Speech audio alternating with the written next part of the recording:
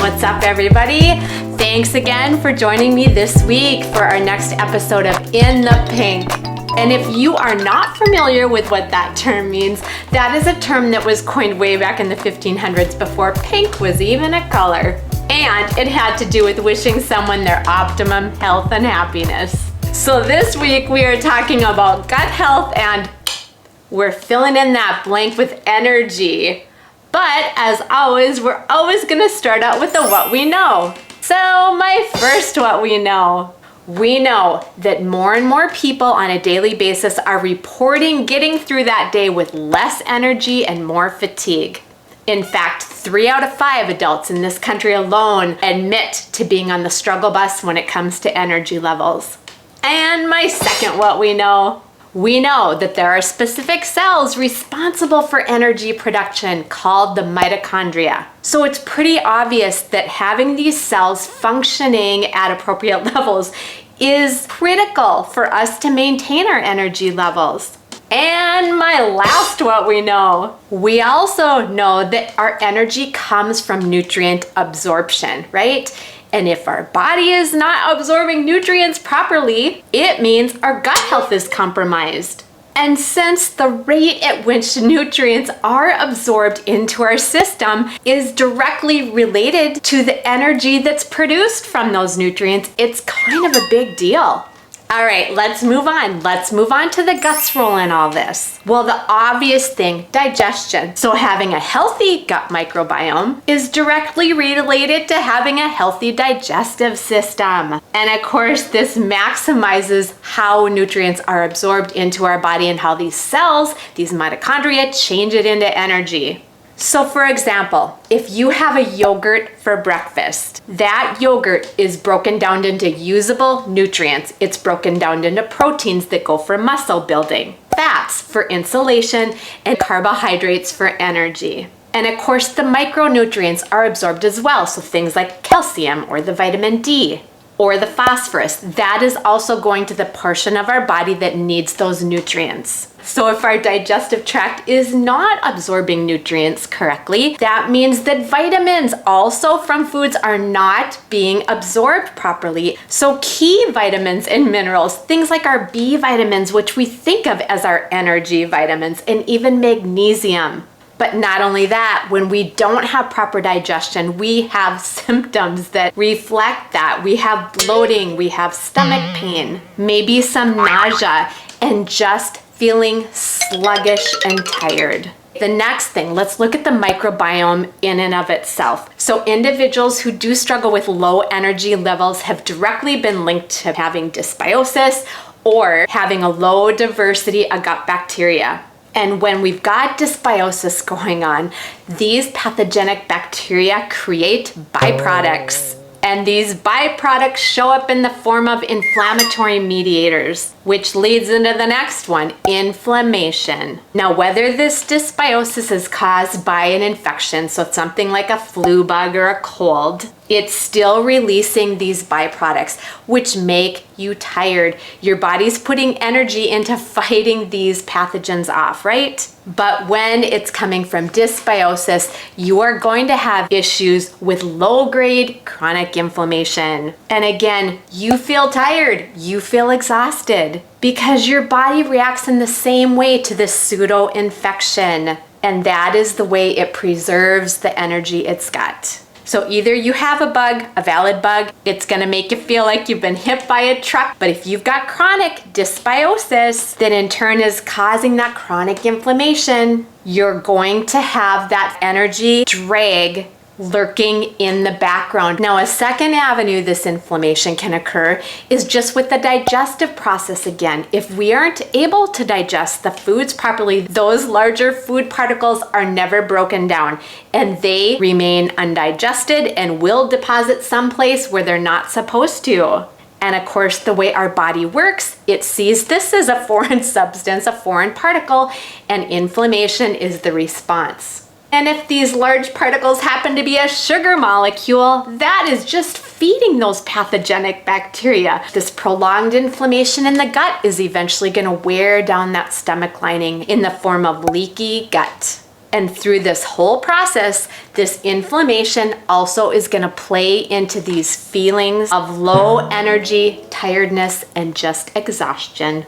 All right, the next one, stress, which if we backtrack is still tied into this inflammatory response because the chronic inflammation builds up stressors in the body, which of course use up energy and resources trying to protect itself. And in addition to that, it also affects this HPA axis, which ties into the nervous system and coordinates the body's reaction to stress, releasing more cortisol into the system, which can increase the risk of mood disorders and depression, and that exacerbates feelings of tiredness and exhaustion. It's all connected, you guys.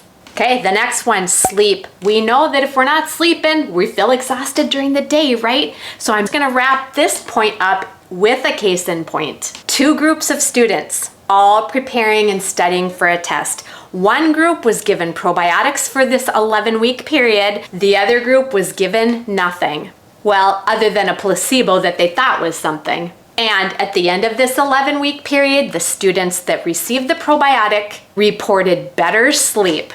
So these results basically indicate that even when under stress, probiotics help our body relax. And the last thing, blood sugar. Of course, that's tied into this as well. So when you consume that big donut with frosting, it clearly gives you a sugar high, but it clearly is also going to be followed by a sugar crash. So not only do these blood sugar swings completely mess up your energy levels, but the sugar in and of itself is detrimental to your gut health. So another quick case in point here, there was another study done and the results came back where a group that was given Lactobacillus reuteri as the probiotic strain reported to be able to maintain their blood sugar levels in a normal fashion compared to the group that got a placebo. All right, time to move on. Let's move on to some healthy habits, some things that we can be doing on a daily basis to keep our gut health optimum.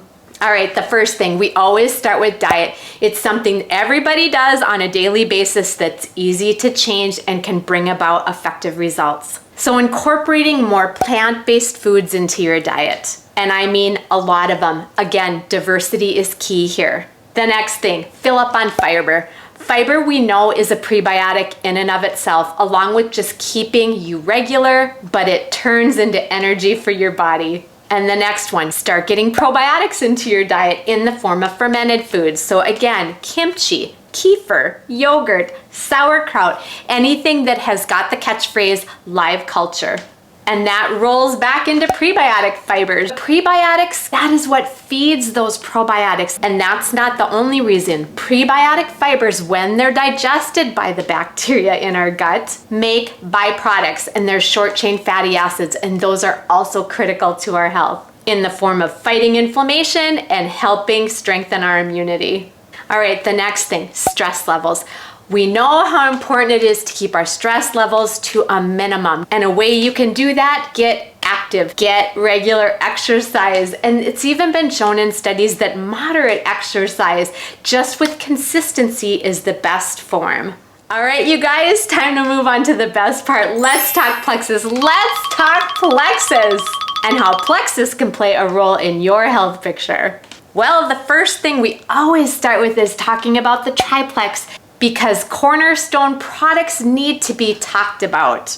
And the TRIPLEX consists of the pink drink, which tackles the 3 pillars of our health: blood sugar stability, cellular inflammation, and gut health. But not only that, the microbiome activating slim also has prebiotic fibers in there to feed the good probiotics that we plant with the PROBIO 5. Now the PROBIO 5 has 5 beneficial strains of probiotics for our gut, as well as an enzyme blend that breaks up the yuck, that moves the pathogenic bacteria out, which tends to be an overgrowth of candida. And to keep those things moving out, the BIOCLEANSE an oxygenated magnesium supplement paired with vitamin C and sodium bicarbonate to give our body a daily gentle cleanse, moving out the yuck. And wouldn't you know that lactobacillus and bifidobacterium have been shown to increase levels of energy because they are responsible for manufacturing B vitamins. And the next one, VITALBIOME, introducing 8 different strains of probiotics into our system, giving us this diversity. And the next one, active. If you have not tried Plexus's answer to a clean energy drink, it is time. This is an energy drink you can feel good about because you do not get a crash from it. You get natural ingredients that are plant-based that give you this lift in energy that will get you through your afternoon. So throw that pumpkin spice latte away. And the next thing, X Factor Plus. It's really important that we're giving our body the nutrients that it needs on a daily basis. And if you're not getting it from your diet, which you're not, then it's time to be sure your body's getting these nutrients in a form that is bioavailable, that is fully methylated, and that your body knows what to do with. And the last thing, sleep. There is a new product that Plexus introduced called Sleep. And this is no regular melatonin here, people. If you struggle in the sleep department, and of course, with sleep being tied to our daily energy levels, give this product a try. All right, you guys, thanks for hanging with me till the very end. And if you are new to this Plexus train and have no idea what I'm talking about, I'm gonna list in that description box my link. Get on there, nose around, ask me some questions. Curiosity will get you on this train every time. I'm also gonna list in that description box some videos I've done in the past that will cover the products we've talked about today, as well as some playlists. And the current playlist in the pink will be right here. So if you want to catch a couple more episodes, it'll be easy to sort through. And you just might want to join me here again next week, because what happens in the gut does not stay in the gut. It affects everything, which is going to lead into many more episodes of In the Pink.